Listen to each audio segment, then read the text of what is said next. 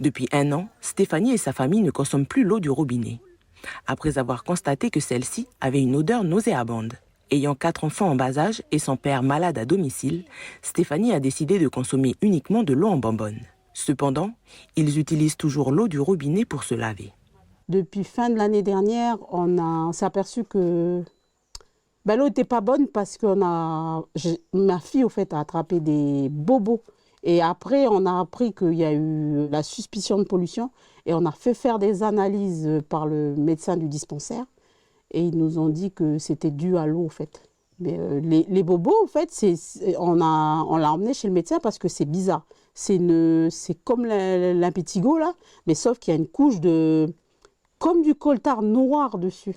Depuis janvier, la mairie de Saramea a émis un arrêté interdisant la baignade dans sa commune. Un arrêté qui fait suite à des analyses d'eau de baignade en aval de l'ancien hôtel Évasion. Ces analyses révèlent des traces d'Escherichia coli et un fort taux d'entérocoque.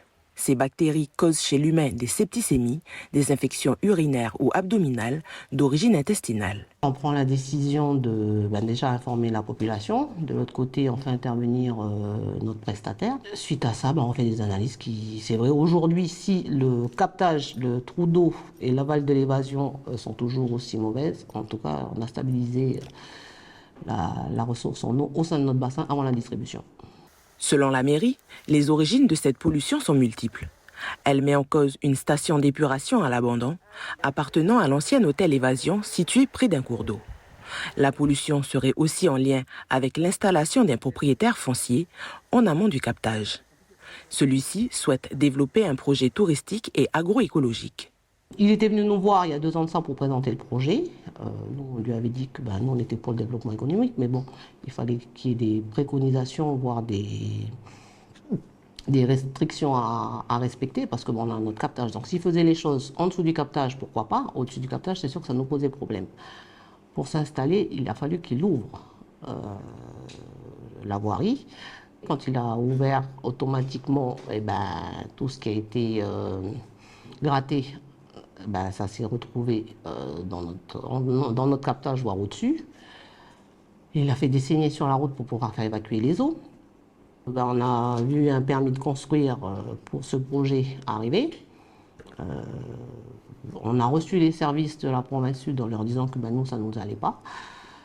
Mais bon, comme tout le monde avait l'air de dire que pour eux, les préconisations qu'ils avaient demandées faisaient que le projet pouvait se faire, il a fallu que je prenne une délibération pour m'opposer au projet. De son côté, la province sud estime que la réglementation est respectée. C'est pour cette raison qu'elle a délivré un permis de construire. Alors par rapport au captage communal, on est 200 mètres au-dessus du captage qui est effectué par la commune. Donc on est effectivement dans un rayon qui permet et qui donne la possibilité de donner l'autorisation d'accorder un permis de construire, ce qui a été fait le 30 janvier de cette année. Dans un permis de construire, à partir du moment où il y a un respect de la réglementation, on peut apporter un certain nombre de prescriptions. C'est ce qui a été fait, puisque le bénéficiaire de ce permis de construire, il a aussi une autorisation de la Nouvelle-Calédonie de faire un captage dans le fleuve.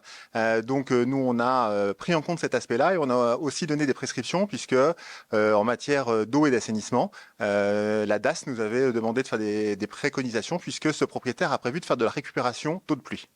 Contacté, le propriétaire se dédouane de toute responsabilité concernant la pollution de l'eau dans la commune de Saramea et précise qu'il a déposé plainte pour diffamation.